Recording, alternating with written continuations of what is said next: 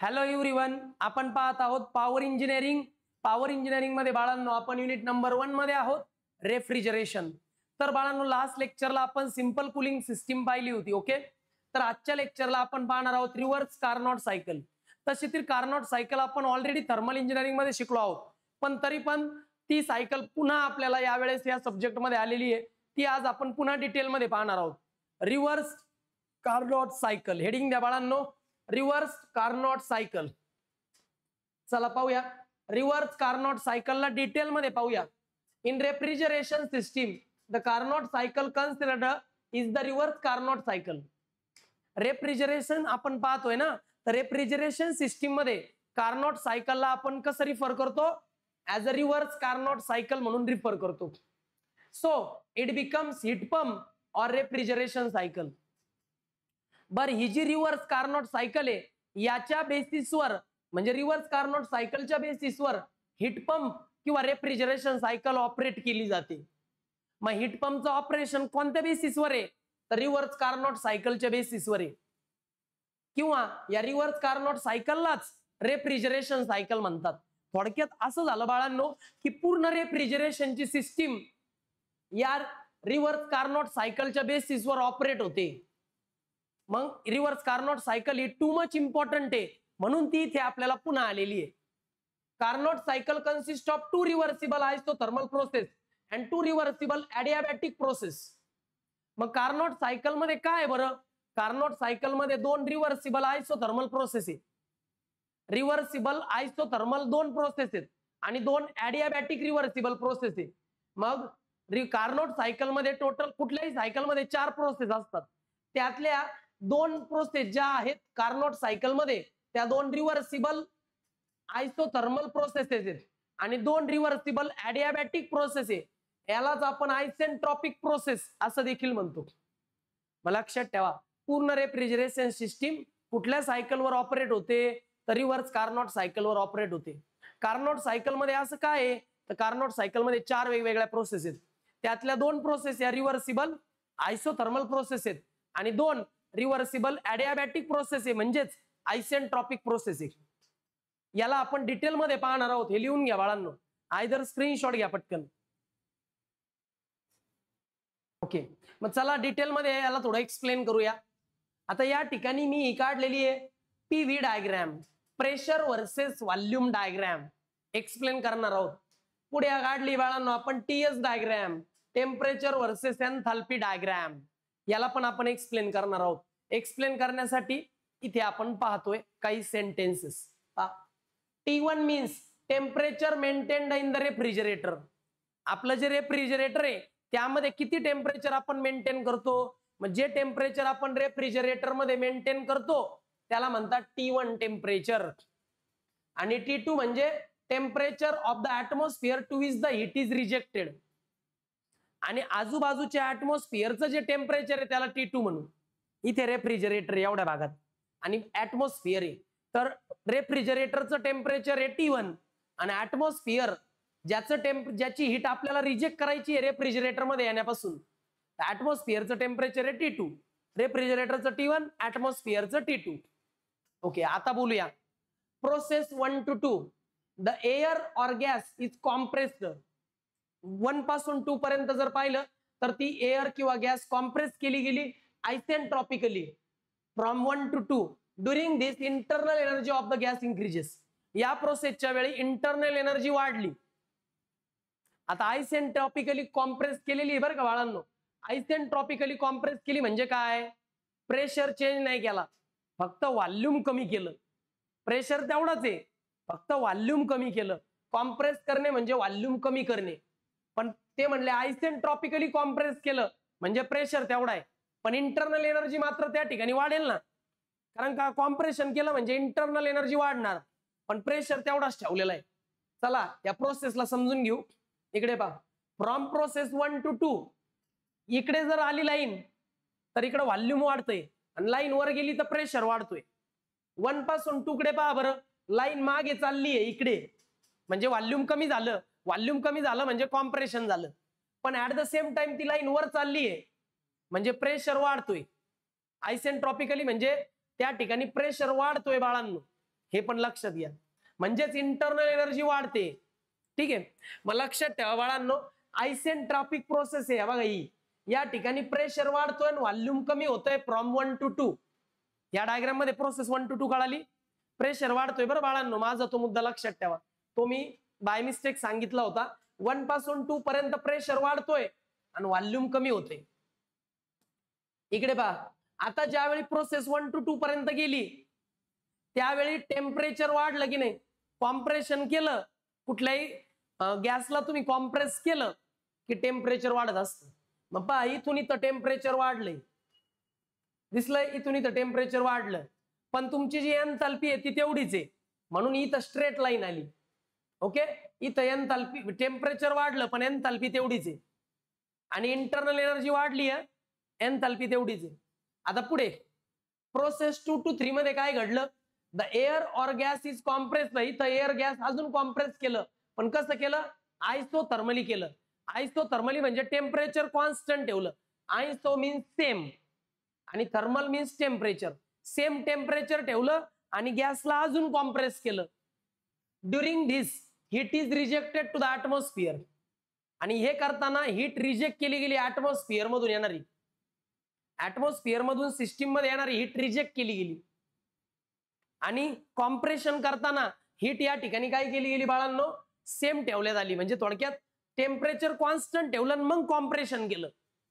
He process number 2 to 3 आहे. इकडे पहा, तुम्ही जर पाहिलं टीएस डायग्राम मध्ये 2 to 3 पहा, टेम्परेचरची व्हॅल्यू वाढली का, जर लाईन वर गेली तर टेम्परेचर वाढतं, पण टेम्परेचरची व्हॅल्यू कॉन्स्टंट आहे.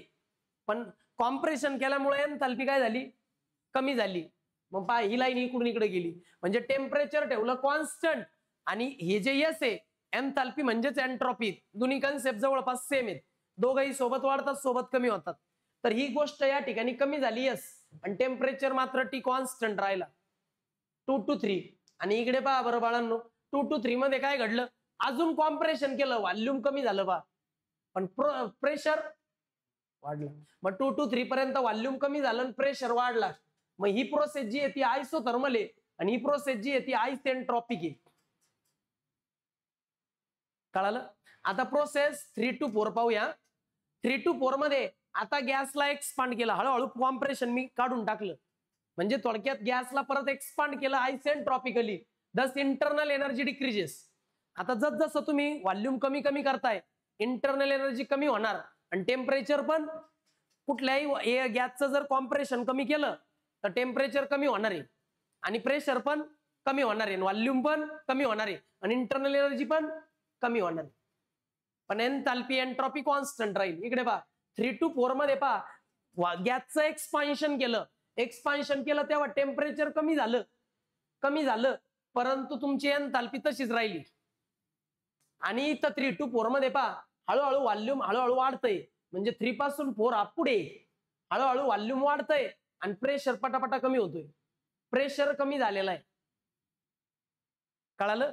इथे प्रेशर कमी झालेला आहे, ही आयसेंट्रॉपिक प्रोसेस आहे. आयसेंट्रॉपिक प्रोसेस म्हणजे सेम, त्या ठिकाणी सेम ठेवण्यात आलेली आहे, फक्त एन्थाल्पी कॉन्स्टंट ठेवण्यात आलेली आयसेंट्रॉपिक. या प्रोसेस मध्ये व्हॉल्यूम डिक्रीज झालं पण व्हॉल्यूम इन्क्रीज झालं आणि प्रेशर डिक्रीज झाला. प्रेशर कमी होतोय आणि व्हॉल्यूम इन्क्रीज होतोय 3 to 4 मध्ये. इथं तर कळालं ना, व्हॉल्यूम इन्क्रीज होतं आणि प्रेशर डिक्रीज होतो. आणि इथं जर पाहिलं टीएस मध्ये तर एक्सपान्शन केलं म्हणजे टेम्परेचर कमी होतंय, पण कॉन्स्टंट कोण ठेवला, एन्थाल्पी कॉन्स्टंट ठेवला, म्हणजे आयसेंट्रॉपिक प्रोसेस आहे. इथं पण एन्थाल्पी कॉन्स्टंट होती, म्हणजे ही पण कोणती आहे, आयसेंट्रॉपिक प्रोसेस आहे. इथं टेम्परेचर कॉन्स्टंट आहे, म्हणजे ही कोणती प्रोसेस आहे, isothermal. Iso means same, thermal means temperature, मग सेम टेम्परेचर वाली प्रोसेस आहे, मग ही पण कोणती राहील, आयसोथर्मल. मग चौथी प्रोसेस आहे 4 to 1. याच्यामध्ये एअरला अजून एक्सपांड केलं. एअरला जर अजून एक्सपांड केलं तर व्हॉल्यूम वाढणार म्हणजे प्रेशर कमी होणार आणि टेम्परेचर मात्र त्यांनी कॉन्स्टंट ठेवलं, कारण गॅसचं एक्सपान्शन करताना आयसोथर्मल केलं. गॅसचं एक्सपान्शन आयसोथर्मली केलं मीन्स टेम्परेचर सेम आहे. या प्रोसेसच्या वेळी हीट ऍब्सॉर्ब केली बाहेरून. चला इकडे पहा, इथे पहा 4 to 1 च्या दरम्यान पहा टेम्परेचर कॉन्स्टंट आहे, कारण आयसोथर्मल प्रोसेस आहे, पण एन्थाल्पी वाढते. आयसेंट्रॉपिकली म्हटलं की एन्थाल्पी कॉन्स्टंट, आणि आयसोथर्मल म्हणलं का टेम्परेचर कॉन्स्टंट. ओके, मग ही आयसोथर्मल प्रोसेस आहे, इथं टेम्परेचर कॉन्स्टंट आहे आणि एन्थाल्पी मात्र इन्क्रीज झालेली आहे कारण तुम्ही व्हॉल्यूम एक्सपांड केलं. इथं 4:1 मध्ये पहा अजून एक्सपान्शन काढलं म्हणजे गॅसचं व्हॉल्यूम वाढलं. बघा व्हॉल्यूम वाढलं आणि प्रेशर डिक्रीज झाला, पण इथं टेम्परेचर मात्र तेवढंच ठेवलेलं आहे म्हणून इथं लिहिलं आयसोथर्मल. मग ही प्रोसेस आणि ही प्रोसेस आयसोथर्मल आहे आणि ही प्रोसेस आणि ही प्रोसेस आयसेंट्रॉपिक आहे. या दोन प्रोसेस मध्ये टेम्परेचर कॉन्स्टंट आहे, या दोन प्रोसेस मध्ये एन्थाल्पी कॉन्स्टंट आहे. आणि याला रिव्हर्सिबल का म्हणतात, कारण ही जेव्हा पुढे जाते तशीच रिटर्न पण येते, ही पण जेव्हा वर जाते तशीच रिटर्न पण येते. म्हणून दोन रिव्हर्सिबल आयसोथर्मल प्रोसेस आहे आणि दोन रिव्हर्सिबल आयसेंट्रॉपिक प्रोसेस आहे. कळालं? अशा पद्धतीने ही झाली पीव्ही डायग्राम. ड्रॉ केली असेल बाळांनो तुम्ही.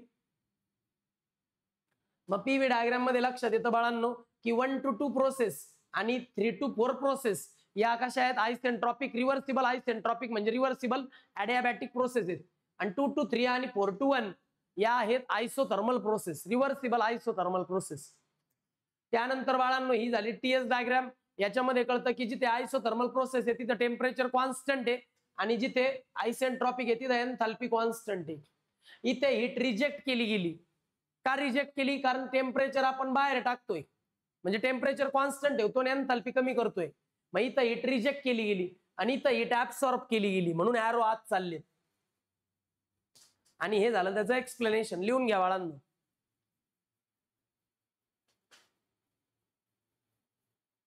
ओके, अशा पद्धतीने बाळांनो ही रिव्हर्स कार्नोट सायकल आहे ज्यावर पूर्ण रेफ्रिजरेशन सिस्टीम काम करते.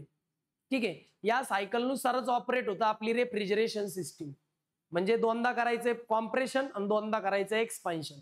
एकदा कॉम्प्रेशन केलं आयसोट्रॉपिकली म्हणजे एन्थाल्पी कॉन्स्टंट ठेवून, आणि अजून एकदा कॉम्प्रेशन केलं आयसोथर्मली म्हणजे टेम्परेचर कॉन्स्टंट ठेवून, आणि पुढच्या दोन प्रोसेसमध्ये आयसेंट्रॉपिकली पुन्हा एकदा एक्सपान्शन केलं म्हणजे एन्थाल्पी कॉन्स्टंट ठेवून एक्सपान्शन केलं, आणि एकदा आयसोथर्मली एक्सपान्शन केलं आणि परत पहिल्या प्रोसिजरवर आली. ज्यावेळी 1 to 2 आणि 2 to 3 प्रोसेस होती त्या ठिकाणी बाळांनो काय करण्यात आलं की त्या ठिकाणी 1 to 2 आणि 2 to 3 या ज्या दोन प्रोसेस होत्या ना, या दोन प्रोसेस मध्ये कॉम्प्रेशन करण्यात आलं आणि 3 to 4 आणि 4 to 1 प्रोसेस मध्ये एक्सपान्शन करण्यात आलं. हे लक्षात ठेवा. अशा पद्धतीने रेफ्रिजरेशन सिस्टीम मध्ये हीट काही ठिकाणी रिजेक्ट करून आणि काही ठिकाणी ऍब्सॉर्ब करून जे आतलं टेम्परेचर आहे ते मेंटेन केलं जातं. मग तुम्ही म्हणाल सर यासाठी कोएफिशियंट ऑफ परफॉर्मन्सचा फॉर्म्युला काय? रिव्हर्स कार्नोट सायकल मध्ये हीट पंपचा म्हणजेच रेफ्रिजरेशन सिस्टीमचा फॉर्म्युला आहे T2/T2 - T1. T2 म्हणजे काय लक्षात घ्या, T2 ची व्हॅल्यू जास्त आहे म्हणजे ऍटमॉस्फिअरचं टेम्परेचर जास्त आहे आणि रेफ्रिजरेशन सिस्टीमचं टेम्परेचर कमी आहे. मग त्याचा जर कोएफिशियंट ऑफ परफॉर्मन्स पाहिजे असेल तर आपल्याला पाहावं लागेल की आतलं टेम्परेचर तो कसा मेंटेन करतोय with respect to atmosphere temperature. बाहेरचं टेम्परेचर जेवढं जास्त तेवढा याचा कोएफिशियंट ऑफ परफॉर्मन्स जास्त, कारण बाहेरचं टेम्परेचर जास्त आहे पण याला मेंटेन करायचंय ना कमी, मग कोएफिशियंट ऑफ परफॉर्मन्स जास्त लागेल असं लक्षात ठेवा. आणि कोएफिशियंट ऑफ परफॉर्मन्सची मॅक्सिमम व्हॅल्यू 1 असते. ठीक आहे, मग T2 - T1 T2/T2 - T1 ही हीट पंपचा सीओपी आहे. आणि लक्षात ठेवा रेफ्रिजरेटरचा सीओपी मध्ये जर 1 प्लस केला तर हीट पंपचा सीओपी येतो. हे दोन्ही फॉर्म्युले लिहून घ्या जे आपल्याला थर्मल इंजिनिअरिंग मध्ये होते बाळांनो. कार्नोट सायकलच्या बेसिसवर तयार केलेला हा रेफ्रिजरेशन सिस्टीमचा कोएफिशियंट ऑफ परफॉर्मन्सचा फॉर्म्युला आहे. हे लक्षात ठेवायचे बाळांनो. पुढे येतं बाळांनो कार्नोट सायकलचे लिमिटेशन. कार्नोट सायकलला पण काही लिमिटेशन्स आहेत. काय? Reversible isentropic and isothermal processes are impracticable. Practically हे इम्पॉसिबल आहे. काय इम्पॉसिबल आहे माहितीये? कारण कुठल्याही गॅसला जर तुम्ही कॉम्प्रेस केलं तर टेम्परेचर कॉन्स्टंट ठेवणे अवघड आहे. कॉम्प्रेस केलं की टेम्परेचर वाढणारच आणि एक्सपान्शन केलं की टेम्परेचर कमी होणारच. हे प्रॅक्टिकली इम्पॉसिबल आहे. एन्थाल्पी कमी जास्त होणारच कॉम्प्रेशन एक्सपान्शन केलं गॅसचं तर. म्हणजे पूर्णतः आयसेंट्रॉपिक प्रोसेस किंवा पूर्णतः आयसोथर्मल प्रोसेस प्रॅक्टिकली इम्प्रॅक्टिसिबल आहे. प्रॅक्टिकली हे पॉसिबल नाही. Because for heat absorption and heat rejection some temperature difference has to be maintained between the two substances for heat transfer and both the internal and external friction exist in any process. लक्षात ठेवा, तुम्ही compression किंवा expansion करताना तेव्हा temperature कमी जास्त होणारच, एन्थॅल्पी कमी जास्त होणारच. म्हणून लक्षात असं ठेवायचं की रिव्हर्सिबल आयसेंट्रॉपिक आणि आयसोथर्मल प्रोसेस ह्या प्रॅक्टिकली जवळपास इम्प्रॅक्टिसिबल आहे, पॉसिबलच नाहीये. हे याचं पहिलं लिमिटेशन आहे. कारण टेम्परेचर डिफरन्स आहे ना, रेफ्रिजरेशन सिस्टीमचं टेम्परेचर, ऍटमॉस्फिअरचं टेम्परेचर, या टेम्परेचर डिफरन्स आहे. आणि हा टेम्परेचर डिफरन्स जोपर्यंत आहे तोपर्यंत हीट ऍब्सॉर्ब किंवा रिजेक्ट होणारच, बरोबर ना. आणि हीटचा स्वभाव आहे की हीट कुठून कुठं जाते, हायर टेम्परेचर कडून लोअर टेम्परेचर जाते. आणि इथं ऍटमॉस्फिअरचं टेम्परेचर जास्त आहे आणि रेफ्रिजरेटरचं टेम्परेचर कमी आहे, मग हीट तिकडून इकडे फ्लो होणारच. मग जर तुम्हाला हे करायचं असेल तर मग separate heat pump, external energy provide करावं लागेल जेणेकरून हीट रिजेक्ट होईल. ओके. दुसरं, isothermal process requires a very slow speed of operation and it is extremely difficult to design such a mechanism. Isothermal process म्हणजे टेम्परेचर कॉन्स्टंट आहे. बघा बरं का, तुम्हाला आहे ना व्हॉल्यूम कॉम्प्रेस केलं की टेम्परेचर वाढणार आहे, तुम्ही गॅसला कॉम्प्रेस केलं की टेम्परेचर वाढणार आहे, पण टेम्परेचर वाढूच द्यायचं नाही. मग तुम्हाला व्हॉल्यूम कॉम्प्रेस करायचंय पण टेम्परेचर सेम, तर तुम्हाला हळूहळू गॅस कॉम्प्रेस करावं लागेल. मग ही खूपच स्लो प्रोसेस होते. कधी कॉम्प्रेस व्हायचं, कधी टेम्परेचर रिड्यूस व्हायचं रेफ्रिजरेटरचं. ही खूप स्लो स्पीड प्रोसेस आहे आणि हे खूप डिफिकल्ट आहे की असं मेकॅनिझम तयार करणं, खूप डिफिकल्ट आहे असं मेकॅनिझम अचीव करणं. कळालं? कारण व्हॉल्यूम तर कमी करायचं पण टेम्परेचर वाढून नाही द्यायचं. हे कसं पॉसिबल आहे? मग हळूहळू व्हॉल्यूम कमी करा, पण हळूहळू व्हॉल्यूम कमी करायचं म्हणजे किती स्लो, खूपच स्लो करावं लागतं. मग ते व्हॉल्यूम कॉम्प्रेशन आणि एक्सपान्शनचा स्पीड खूप स्लो ठेवावा लागतो आयसोथर्मल प्रोसेसला. मग हे मेकॅनिझम प्रॅक्टिकली इम्पॉसिबल आहे. If a vapour is used as a refrigerant, आता रेफ्रिजरंट म्हणून तुम्ही वेपर वापरला, vapour, then phase change is allowed during the heat absorption and heat rejection process and wet compression would result which is difficult to achieve. तुम्हाला माहिती आहे atmosphere मध्ये vapours आहेत, त्याला आपण वॉटर वेपर म्हणतो किंवा त्याला मराठीमध्ये इंग्रजीमध्ये आपण ह्युमिडिटी म्हणतो. आता या वॉटर वेपरचा उपयोग जर तुम्ही ॲज अ रेफ्रिजरंट म्हणून केला तर त्या ठिकाणी हीट ऍब्सॉर्प्शन, हीट रिजेक्शन ह्या ज्या प्रोसेस आहेत, या प्रोसेस कम्प्लिटली आपल्याला जशा हव्यात तशा अचीव करणं डिफिकल्ट आहे. हीट ऍब्सॉर्प्शन किंवा हीट रिजेक्शन, वेपरला रेफ्रिजरंट म्हणून घेऊन हीट ऍब्सॉर्प्शन आणि हीट रिजेक्शन करणं जवळपास इम्पॉसिबल आहे. कारण कॉम्प्रेशन केलं की टेम्परेचर वाढतं. आणि त्यानंतर तुम्हाला माहिती का कॉम्प्रेशन केलं का वॉटर वेपरचं काय होतं, समजा वॉटर वेपर आहे ते तर गॅस आहे, आता कॉम्प्रेशन केलं का लिक्विड होतं आणि अजून कॉम्प्रेस केलं तर सॉलिड बी होतं. म्हणजे तिथं फेज चेंज होतो, सॉलिडचा लिक्विड, लिक्विडचा गॅस. मग हे प्रॉब्लेम त्या ठिकाणी आपल्याला सापडतात. मग तिथं हीट ऍब्सॉर्प्शन आणि हीट रिजेक्शन करणं जवळपास इम्पॉसिबल आहे. कारण फेज चेंज झाला की त्याचे नियम तिथं लागू होतात. आपल्याला कार्नोट सायकलचे रूल्स पाहिजे तिथं. मग फेज चेंजचा जो प्रॉब्लेम त्या ठिकाणी होतो तो पण एक या ठिकाणी लिमिटेशन प्रोव्हाइड करतो. पण हा लिमिटेशन कधी, जेव्हा तुम्ही वेपरला ॲज अ रेफ्रिजरंट म्हणून यूज करताय.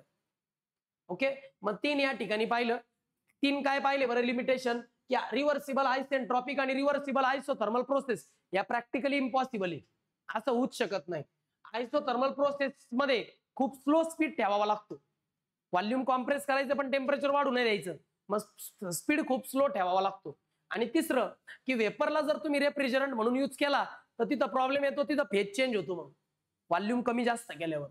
या 3 लिमिटेशन्स आपल्याला पाहायला भेटतात रिव्हर्सिबल कार्नोट सायकल. आता या रिव्हर्सिबल कार्नोट सायकलचे जे लिमिटेशन्स आहेत याला काहीतरी करून ओव्हरकम करावं लागेल आणि असं मेकॅनिझम डेव्हलप करावं लागेल जिथं रेफ्रिजरेशनचं कमी टेम्परेचर मेंटेन करता येईल. आणि त्यासाठी 2 सायंटिस्ट पुढे आले, बेल कोलेमन सायकल. त्या दोघांनी ती बेल कोलेमन सायकल सांगितली. रिव्हर्स कार्नोट सायकलच्या या लिमिटेशन्सला त्यांनी ओव्हरकम केलं. ती काय, ती आपण नेक्स्ट लेक्चरला पाहूया. Okay, bye students.